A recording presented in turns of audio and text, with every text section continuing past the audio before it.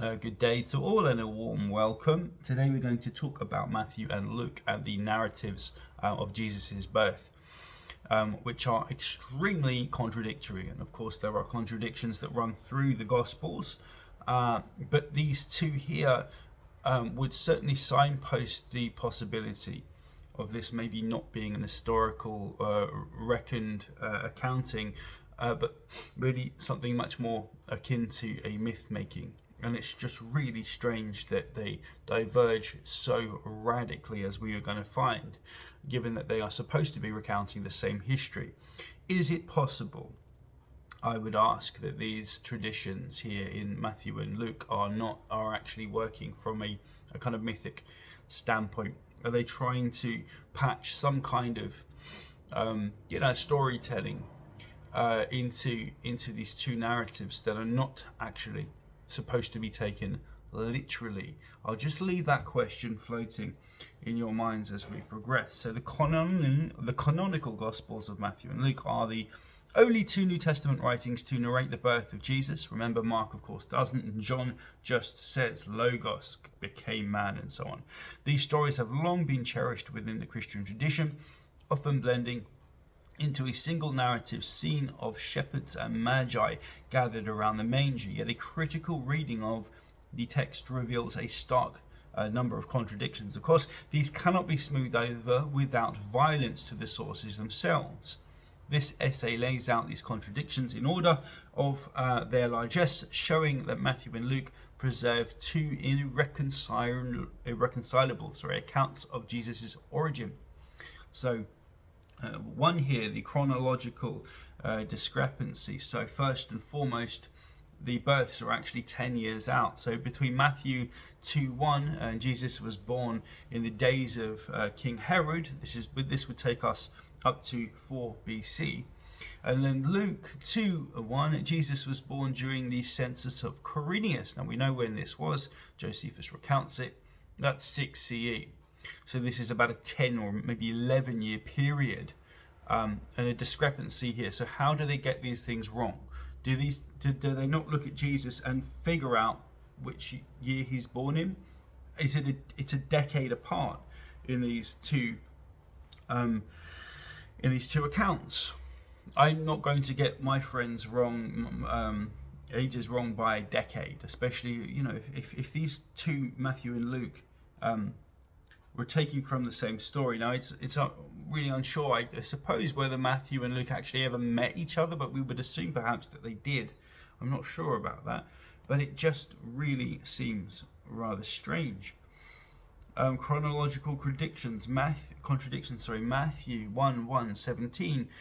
Genealogy traces through David, Solomon, Joseph, son of Jacob, and Luke 3:2-3 to 38, so 3:23 to 38, genealogy traces through David, Nathan, Joseph, son of Hillel. So they get the Josephs, they name not a different Joseph, but the surnames are different, Hillel,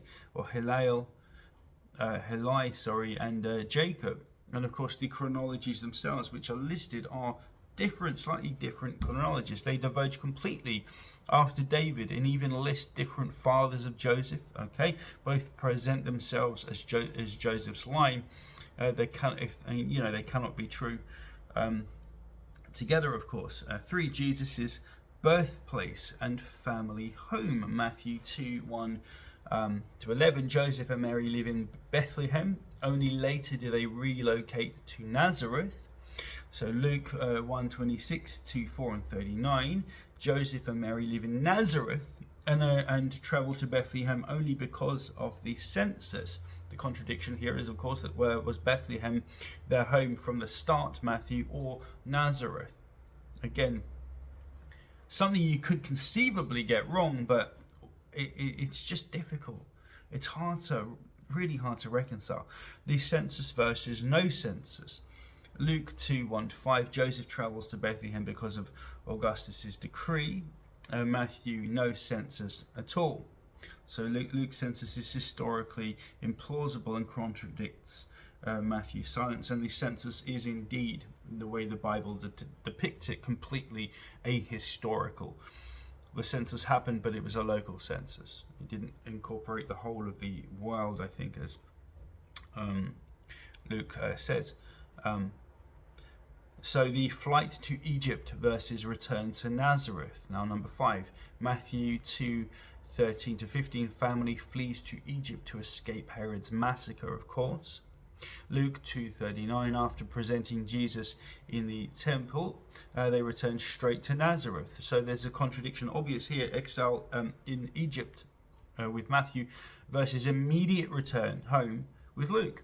And of course, this massacre is just an echo of the Old Testament and the Pharaoh's killing of the firstborn here. And of course, there's nowhere ever recorded in any other history, no other commentator gets this at all. It is all midrash, it's just typology.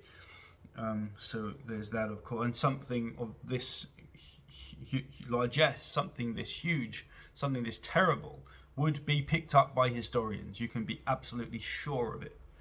The Romans would be aghast and definitely would report this evil that this Jewish king was doing, even if he was a client king. Visitors to the infant. Matthew 2:1-12, wise men, magi guided by a star. Okay, so Luke here 2:8-20, shepherds guided by angels. The contradiction, two completely different groups of visitors. Two completely different groups of visitors. Location of birth. Matthew 2:11, magi enter the house where the child is. Luke 2:7-16, Jesus laid in a manger, no room at the inn. Of course, we all know that. Sequence of events. Matthew, birth, magi, flight to Egypt, massacre, return to Nazareth. Luke, birth, shepherds, presentation in the temple, return to Nazareth. Again, Matthew is just embellishing here, completely not in accordance with anything Luke is saying. The Annunciation, Joseph versus Mary, Matthew 1:20-21, angels speaks to Joseph in a dream. Luke 1:26-38, Gabriel speaks directly to Mary. Different modes of divine communication. Okay, so 12. Jesus' age at the time of visitors. Matthew here 2:16. Herod's massacre suggests Jesus may have been up to 2 years old. Okay, Luke 2:16-21, shepherds visit a newborn circumcised on the 8th day. So toddler versus infant, so up to 2 years here. But then the infant, the newborn in Luke. Again, what is going on? They seem just to be making up the stories as they wish. Whoever's writing these Gospels with no idea of how to harmonize these things. Presentation in the temple. Luke 2:22-38. Simon and Anna bless the child in the temple. Matthew, no mention of this event at all. Central ritual versus total silence in Matthew. 14, use of scripture. So Matthew heavily emphasizes the prophecy fulfillment. Okay, so of Isaiah 7:14, Micah 5:2, Hosea 11:1, Jeremiah 31:15. Luke, Old Testament resonance appear in hymns rather than direct proof texts. Different strategies of grounding Jesus in Israel's scriptural heritage here. And Luke, if again it's based upon Marcion, probably wouldn't have included these things, though it does include some Old Testament typology and verses and so on. This is something that you might reasonably assume might be left out. So just to say that if Marcion's first and Luke is copying Marcion. 15, we're just about finished. Tone and atmosphere. Matthew, secrecy, fear, violence, flight. And Luke here, joy, peace, public celebration by angels. So completely different tone, totally different mode of conveying, like happiness versus scary and death and children's murders and all this. So the conclusion then Uh, Matthew and Luke's birth narratives contradict one another on chronology, geography, genealogy, political context, visitors, settings, and theological framing. Attempts to harmonize them collapse under the weight of contradiction. Matthew casts Jesus as the new Moses, pursued by a murderous king fulfilling prophecy through exile and return. Luke presents Jesus as the universal bringer of peace, heralded by angels and hymns. Each story is internally coherent, but they cannot be reconciled into a single narrative. The traditional Christmas pageant is a product of later harmonization, not of the Gospels themselves. Historically speaking, the birth narratives of Matthew and Luke are irreconcilable. Now, what is more likely? Again, I'll go back to the initial question, that these are stories that are used to convey parables and powerful prophetic stories here that can be used as moral teachings that are couched in a wider narrative. Wink, wink, nudge, nudge, like Hercules, Apollo, Attis, and so on, the Bacchae, Dionysus, Osiris, all of these types of stories. Or is this really a history? Now, people will say, Christians say, eyewitnesses are going to be inherently not always tell you the exact story, the way the thing went. But we're talking about eyewitnesses here in this kind of case that look across the road and see a murder or a robbery and get details of the assailant kind of wrong here. We are not talking about large events that otherwise we can assume be picked up by history, which have such an important role to play in Jesus's life here in his early years.